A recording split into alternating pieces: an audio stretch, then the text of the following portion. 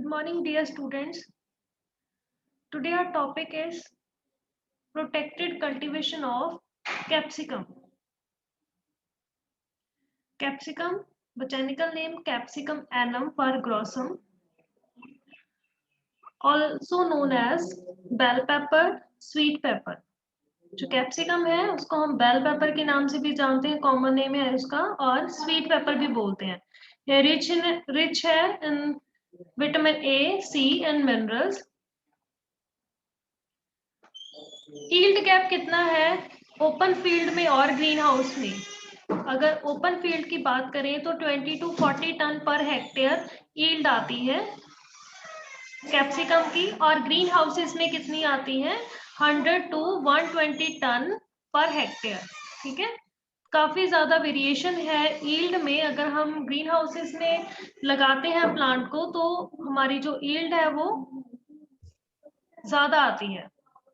Superior quality का fruit होता है और कम यूज करते हैं हम वहां पे पेस्टिसाइड्स का, और इको फ्रेंडली प्रोपोजिशन होती है।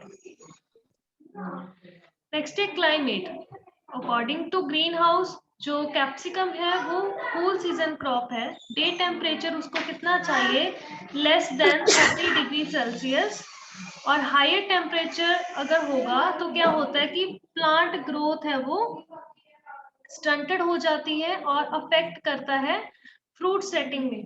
Ideal temperature for flowering is 26 to 28 degree celsius and night temperature 16 to 18 degree Celsius.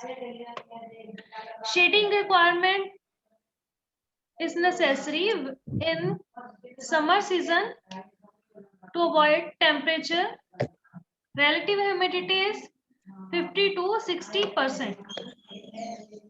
Soil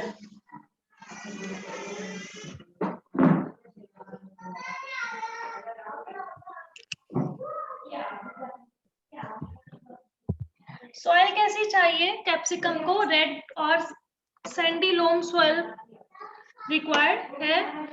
pH कितना है? 5.5 to 6.8। Slightly acidic pH soil prefer होती है। अगर हाईली एसिडिक सॉइल होगी तो वहां पे हमने क्या करना है? रिक्लेमेशन करना है बाय यूजिंग लाइम।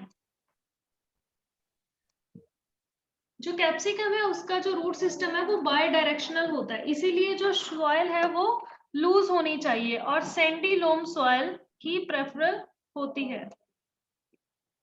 नेक्स्ट है इसकी वैरायटीज, उसमें आ जाएंगे हाइब्रिड्स। हाइब्रिड्स जो हम देखते हैं इसमें तो वो इनडिटर्मिनेट ग्रोथ हैबिट के होते हैं, जैसे टोमेटो के केस में और कैप्सिकम के केस में इनडिटर्मिनेट जो वैरायटीज हैं, हाइब्रिड्स हैं, वो ग्रो किए जाते हैं जनरली इन ग्रीन हाउस। इनकी यील्ड भी ज्यादा होती है, 100 टन पर हेक्टेयर तक इनकी यील्ड जाती है। और जो कैप्सिकम फ्रूट्स है वो डिफरेंट कलर में अवेलेबल है, like green, yellow, red, orange, or recently black color are in great demand in urban markets. These are the different colors of capsicum: red, yellow, green, orange, and black. Next is selection of variety.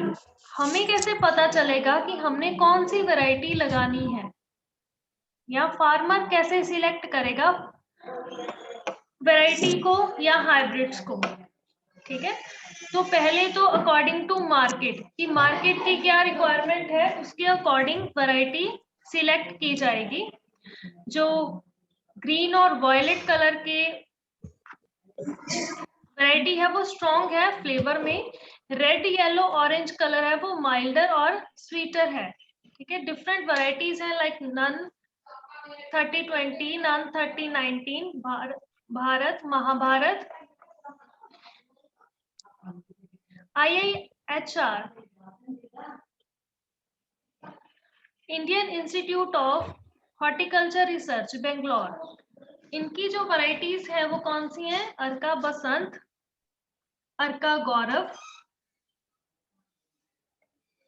Indo American hybrid seeds की varieties हैं Mahabharat, good shelf life है इसकी और high yielding है।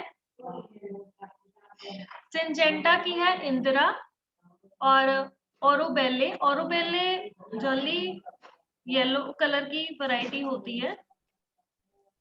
नामधारी seeds ही NS 280, NS 281। Next है nursery. कोई भी crop जब हमने लगानी है तो मोस्ट इम्पॉर्टेंट जो पोर्शन होता है वेजिटेबल क्रॉप्स में तो वो होता है नर्सरी। जो नर्सरी क्रॉप्स लगाते हैं हम उनमें, जब हम ग्रीन हाउस में क्रॉप लगाते हैं, ठीक है, तो वहां पे जो नर्सरी है वो प्रो ट्रेस में लगाई जाती है। प्रो ट्रेस के में हम मीडियम फिल करते हैं। मीडियम कौन सा होगा वहां पे? कोकोपीट, वर्मी कंपोस्ट मिक्स करके हम सॉइललेस मीडिया प्रिपेयर कर लेते हैं और फिल कर देते हैं सेल्स में, ठीक है। देन क्या करती हैं कि प्रॉपर मॉइस्चर होना चाहिए कोकोपीट में ताकि जो सीड है वो इजीली जर्मिनेट कर सके। अगर उस वहां पे प्रॉपर मॉइस्चर नहीं है देन क्या कर रहा है कि इरिगेशन प्रोवाइड करना है ताकि सीड्स हैं जो जर्मिनेट हो सके। नेक्स्ट पिक्चर में शो किया गया है पूरा प्रोसेस ऑफ नर्सरी कैसे ग्रो की जाती है। पहले हमने फिल कर दिया, देन हमने सीड्स रख दिए, देन उसको स्टेक कर दिया। उसके बाद क्या है कि सीडलिंग्स निकलनी स्टार्ट हो गई, ठीक है। देन हम क्या करेंगे, ट्रांसप्लांटिंग कर देंगे to the main field of greenhouse. Next है ग्रोइंग बेड। हमने नर्सरी प्रिपेयर कर ली, तो जहां पे हमने इसको ट्रांसप्लांट करना है, मेन जो एरिया होगा वहां पे जो ट्रांसप्लांट करना है उसको भी अच्छे से प्रिपेयर करना होता है। फर्स्ट कि हम क्या करेंगे, डिग करेंगे, लूज करेंगे सॉइल को। जो क्लॉड्स वगैरह प्रेजेंट होते हैं उनको हम ब्रोक करेंगे और सॉइल है जो वो पूरी फाइन टिल्थ की होनी चाहिए। देन हम बेड्स प्रिपेयर करेंगे। 100 सेंटीमीटर उसकी ब्रेड्थ होगी, 50 सेंटीमीटर हाइट होगी और बिटवीन बेड्स 50 सेंटीमीटर हम स्पेस छोड़ेंगे फॉर वर्किंग, ठीक है। देन हम क्या करेंगे, हमने बेड प्रिपेयर कर लिए, देन हम उसमें FYM ऑर्गेनिक मैटर्स मिक्स करेंगे। क्यों मिक्स करेंगे? एज मैन्योर्स, ठीक है। अगर हैवी सॉइल्स हैं लाइक क्लेई सॉइल्स हैं तो उसमें क्या है कि हम 25% तक सैंड मिक्स कर देते हैं। क्यों मिक्स करते हैं? क्योंकि जो कैप्सिकम है वो बाय डायरेक्शनल उसमें रूट सिस्टम होता है, जिस वजह से लूज सॉइल चाहिए उसको प्रॉपरली ग्रो होने के लिए। आफ्टर प्रिपेयरिंग बेड हम डिसइंफेक्ट करेंगे बेड्स को with drenching using 4% formaldehyde. Formaldehyde के साथ हमने ड्रेंचिंग कर ली, देन क्या करेंगे, पॉलीथीन शीट के साथ उसको कवर कर देंगे। तो वहां पे हमने केयर क्या रखनी है कि हमने जब फॉर्मल्डिहाइड स्प्रे करनी है या ड्रेंच करनी है तो हमने प्रॉपरली वियर करने हैं मास्क, ग्लव्स, एप्रन, ताकि जो फॉर्मल्डिहाइड के फ्यूम्स हैं वो हमारी बॉडी के साथ डायरेक्ट कंटेंट में ना आए, ठीक है। 4 डेज के बाद क्या है कि पॉलीथीन जो शीट होगी हमने रिमूव कर देना है और जो बेड्स हैं उनको रेक कर देना है ताकि प्रॉपरली जो फ्यूम्स हैं वो निकल सके सॉइल से। देखो फर्स्ट प्रोसेस था कि फॉर्मल्डिहाइड हम ड्रेंचिंग करेंगे। ड्रेंचिंग क्या होती है कि केमिकल मिक्स करके पानी के साथ हम उसको सॉइल में डालना है पानी को, तो क्या होगा, वो ड्रेंचिंग होगा। नेक्स्ट है कि जो फरोज है उनको क्लोज कर देना आफ्टर फॉर्मेलिन एप्लीकेशन। नेक्स्ट में क्या करेंगे कि कवर कर देंगे पॉलीथीन शीट के साथ बेड्स को प्रॉपरली 3 to 4 डेज के लिए। देन क्या होगा कि रिमूव कर देना है, जो पॉलीथीन शीट है उसको रिमूव कर देना है। देन टर्न करनी है सॉइल फॉर, किसके लिए टर्न करनी है? ताकि जो फ्यूम्स प्रेजेंट हैं वो निकल सके।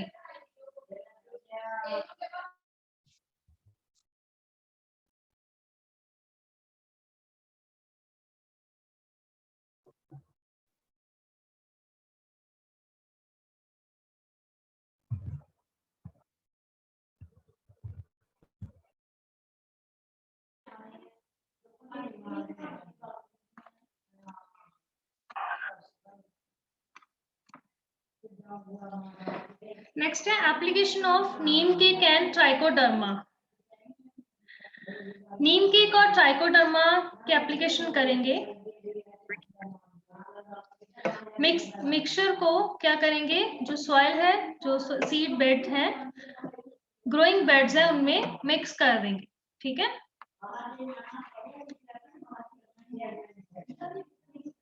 नेक्स्ट है फर्टिलाइजर एप्लीकेशन। फर्टिलाइजर एप्लीकेशन हम जो कमर्शियल फर्टिलाइजर्स हैं वो 50:50:50 रेशो में डालेंगे। 50 नाइट्रोजन, 50 फॉस्फोरस, 50 पोटाशियम। ठीक है। 2 फरो ओपन करेंगे for in growing bed and mix करेंगे फर्टिलाइजर्स को। देन जो फरोज है उनको क्लोज कर देंगे। नेक्स्ट पिक्चर में शो हो रहा है स्लाइड में, देखो रोज ओपन कर ली है, वहां पे हमने क्या किया कि फर्टिलाइजर अप्लाई कर रहे हैं। देन क्या करेंगे, जो रोज ओपन कर रखी है उनको क्लोज कर देंगे। नेक्स्ट है लेइंग अ ड्रिप लाइन। इंपॉर्टेंट फैक्टर है इरिगेशन के लिए ड्रिप लाइन। वो डिपेंड करता है कि हमने सिंगल रो सिस्टम यूज किया है या डबल रो सिस्टम यूज किया है। ठीक है।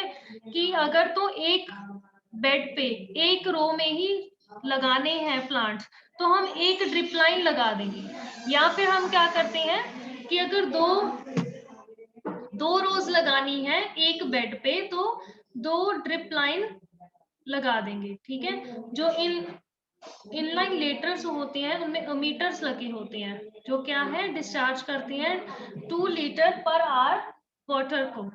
ठीक है। ये देखो आप पिक्चर में शो हो रहा है कि हम अगर एक 1 रो सिस्टम यूज करना है तो हम एक ड्रिप लाइन लगा देते हैं। तो ये इसमें जो होल कर रहे हैं, ठीक है, वो किस पे डिपेंड करते हैं, प्लांट की स्पेसिंग पे।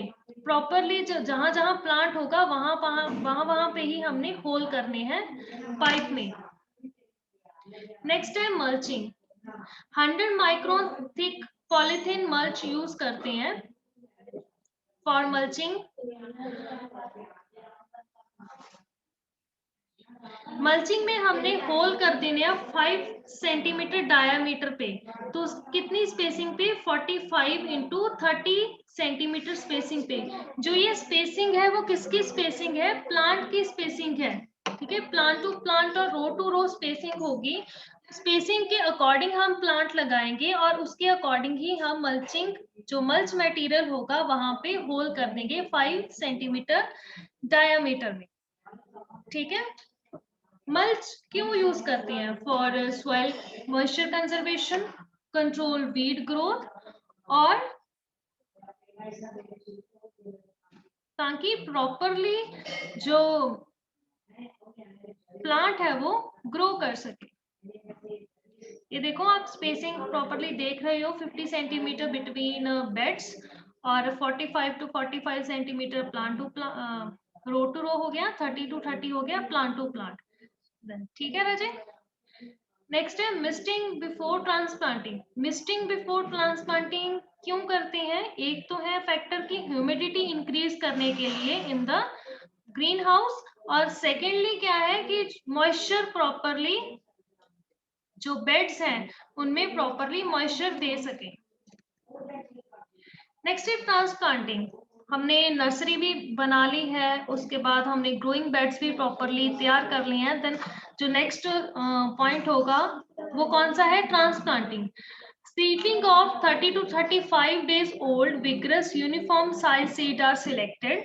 Early morning hours are preferably in evening. Capsicum seedlings are planted in the holes made in polythene mulch so that seedling do not touch the film. Watering is the bed done in daily as rows skin till the seedling get established well. Drenching with 0.3% COC। ये देखो आप transplanting कर दिया हमने, ये difference दिखा रखा है कि हमने एक तो पॉलीथीन एक जगह पे हमने मल्चिंग कर रखी है और एक जगह पे विदाउट मल्चिंग है। ठीक है। ऐसे हम ट्रांसप्लांटिंग कर देते हैं। Drip irrigation start after 10 days after transplanting, और डेली बेसिस पे हम इरिगेशन देते हैं 2 to 3 litre of water per square metre per day, depend upon the local weather condition. ये वेरी करेगा अकॉर्डिंग टू वेदर कंडीशन, ठीक है। और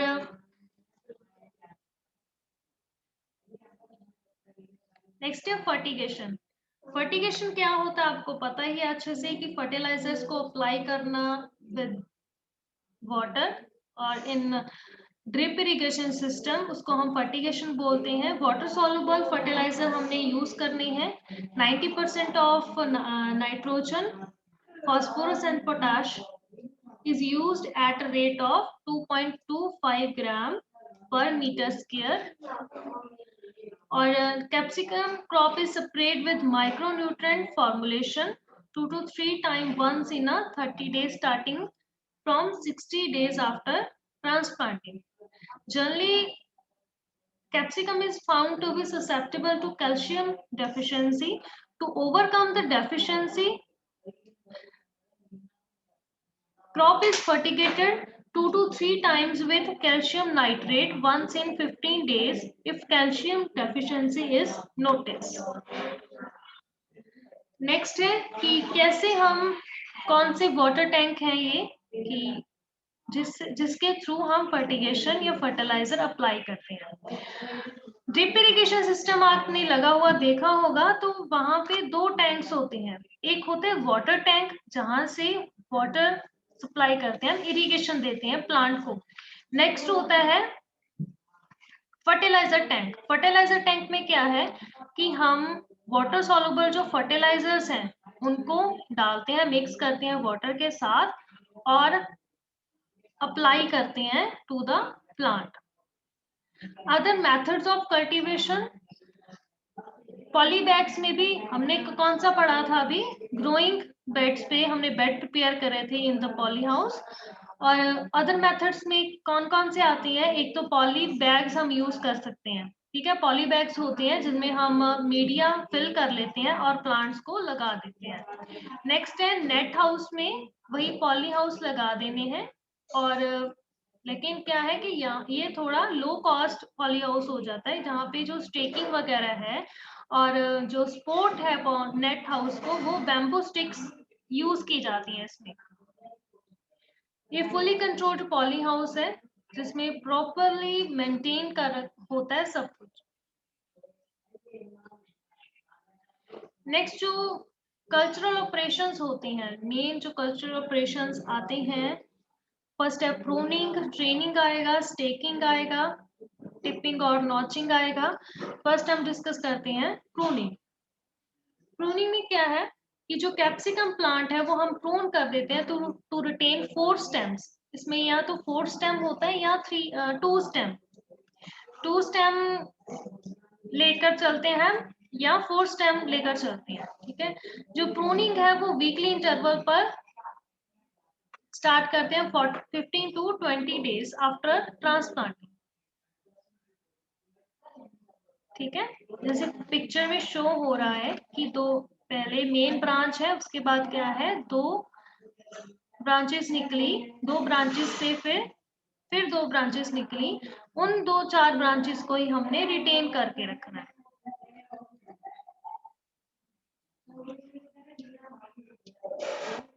प्रूनिंग इन कैप्सिकम,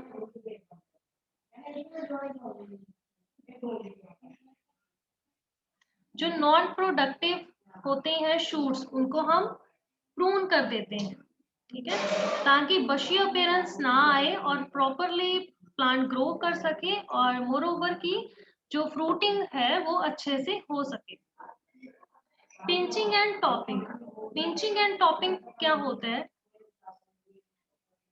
जो लेटरल शूट्स होते हैं या ब्रांचेस होती हैं उनको हम पिंच कर लेते हैं ताकि क्या हो कि जो ब्रांचेस हैं, अदर ब्रांचेस हैं, वो प्रॉपरली ग्रो कर सके। देखो कि हमने ऊपर से जो फर्स्ट टॉप है उसको पिंच कर दिया, ठीक है। तो क्या है इसमें भी एपिकल डोमिनेंस वाला प्रोसेस होता है कि हमने जो टॉप है उसको क्या है पिंच कर दिया या टॉपिंग कर दी, इसको दोनों में से कुछ भी बोल सकते हो आप। देन क्या है कि जो ग्रोथ रेट है वो किसका बढ़ेगा, अब जो लेटरल ब्रांचेस होंगी, लेटरल जो इंटर नोड्स होंगे वहां पे जो ग्रोथ है वो ज्यादा होगी। या फिर क्या है कि ये तो फिर एक स्टेम चल रहा है ना, तो अब यहाँ से क्या है 2 स्टेम निकलेंगी, 3 स्टेम निकलेंगी, जो जितने भी हमने स्टेम रिटेन करके रखनी है उतनी स्टेम हम रखेंगे, बाकी जो स्टेम्स है उनको रिमूव कर देंगे। नेक्स्ट है स्टेकिंग। कैप्सिकम क्रॉप को जो इनडिटर्मिनेट क्रॉप्स होती हैं उनको स्टेकिंग की जरूरत रहती है। नेक्स्ट है फ्रूट प्रूनिंग। वो फ्रूट प्रूनिंग क्या होता है कि जब फ्रूटिंग हो जाती है ना, फ्रूट सेट हो जाता है, तो क्या है कि एक जगह पे एक नोड पे काफी सारे फ्रूट्स लगे होते हैं, तो वहां से क्या है कि जो अनहेल्दी फ्रूट होगा उसको हम रिमूव कर देते हैं ताकि जो रिमेनिंग फ्रूट्स होंगे उनकी क्वालिटी अच्छी हो, साइज अच्छा हो। ठीक है। नेक्स्ट है training. The plant are trained along a plastic twin. Each branch should have a separate plastic twin to train along. ठीक है। जो the plastic twins are tied to a GI wire, galvanized iron wire, grid provider at 2.5 to 3.0 meter height, then to the base of the plant. Tying plants to the plastic twine start from 6th week after planting at 20 days interval. इसमें 2 leader system है कि 2 leader system branch है वो maintain करके रखनी है हमने पर प्लांट, और एक होती है 4 लीडर सिस्टम जिसमें 4 ब्रांचेस हमने मेंटेन करनी है, बाकी अगर ब्रांचेस होंगी उनको हमने रिमूव कर देना। ठीक है। ट्रेनिंग में क्या है जितनी ब्रांचेस, अगर हमने 2 ब्रांचेस रखनी है ना, 2 लीडर सिस्टम रखना है तो 2 ट्वाइंस हम लगाएंगे, मतलब कि 2 वायर्स लेंगे जिसके साथ प्लांट को स्टेक किया जाएगा, और जो वायर होगी उसको किसके साथ हमने बाइंड कर देना है, जो ग्लेवेनाइज्ड आयरन पाइप्स होती हैं उनके साथ उसको बांध देना है। ये देखो डिफरेंस आपको दिख रहा होगा, जो फर्स्ट है ये लेफ्ट हैंड साइड जो रो है, ठीक है, बेड पे, वो कौन सी है 2 लीडर सिस्टम की, और जो नेक्स्ट है वो कौन सी है 4 की है। ठीक है। ये 2 ग्रोइंग कंडीशंस है, एक है पॉली हाउस में हम लगा रहे हैं, और नेक्स्ट कौन सा है शेड नेट हाउस में हम लगाया जा रहा है। हाँ, ठीक है। नेक्स्ट है लास्ट हार्वेस्टिंग। जो पूरी प्रोडक्शन टेक्नोलॉजी हम पढ़ लेते हैं, लास्ट जो हमारा इंपॉर्टेंट फैक्टर होता है वो कौन सा होता है हार्वेस्टिंग का। जो ग्रीन कलर की कैप्सिकम होती है उनको हम हार्वेस्ट कर सकते हैं 60 डेज आफ्टर ट्रांसप्लांट। जो रेड एंड येलो कलर होती हैं उनको हम करते हैं 80 टू 90 डेज आफ्टर ट्रांसप्लांटिंग। जो ग्रीन कलर की कैप्सिकम होती है उसकी जो हार्वेस्टिंग है हम 60 डेज से शुरू कर लेते हैं, तो वो कहाँ तक जाती है, कितने डेज तक जाती है 170 टू 180 डेज तक, मीन्स कि 3 से 6 मंथ तक क्या है हम उसकी हार्वेस्टिंग ले सकते हैं, अप टू 240 टू 270 डेज। ये डिपेंड करता है according to the variety, season, life cycle of plant, management. ठीक है। जो ग्रीन कलर की वैरायटीज हैं उनको हम कब हार्वेस्ट करना है, जो वो पूरी प्रॉपरली मैच्योर ग्रीन कलर की हो जाती है। ठीक है। येलो कलर में क्या है, जब वो 70% येलो हो जाती हैं, और रेड कलर में कैसे कब करना है, जब वो 100% रेड कलर की हो जाती है। जो रेड एंड येलो कलर है वो स्टार्टिंग से ही नहीं आता, जब मैच्योर होता है फ्रूट, अभी छोटा होता है तभी ही रेड और येलो कलर नहीं आता। जब प्रॉपरली मैच्योर हो जाएगा तो उसका कलर कौन सा होगा, पहले ग्रीन होगा, देन वो टर्न करना स्टार्ट होता है येलो में, अगर येलो वैरायटी है तो येलो में टर्न होगा, अगर रेड वैरायटी है तो रेड में टर्न होगा। नेक्स्ट है yield, 100 to 120 ton per hectare yield है इसकी, 10 टू 12 केजी पर मीटर स्क्वायर और 2 टू 3 केजी पर प्लांट। एवरेज यील्ड जो होती है, एवरेज वेट होता है फ्रूट का, वो कितना होता है, 180 ग्राम होता है। अगर इनिशियल हार्वेस्ट में देखें तो उसका जो वेट है वो ज्यादा रहता है। लेट जो लास्ट हार्वेस्ट होती हैं तो तब कितना होता है, 100 ग्राम पर प्लांट। नेक्स्ट हो जाता है फिर उसके पोस्ट हार्वेस्ट हैंडलिंग हो जाएगी, पैकिंग करेंगे और post harvest handling and storage. Packing किस में करते हैं हम, ट्रेज में करते हैं और कार्डबोर्ड बॉक्सेस में करते हैं, ठीक है। देन पोस्ट हार्वेस्ट हैंडलिंग में क्या आएगा कि श्रिंक रैपिंग होती है जो, वो हम फ्रूट की कर लेते हैं और स्टोर करके रखते हैं उसको 7 to 8 degree celsius up to कितने डेज के साथ तक, 45 टू 60 डेज के तक, ठीक है। ये आपका था प्रोटेक्टेड कल्टीवेशन ऑफ कैप्सिकम।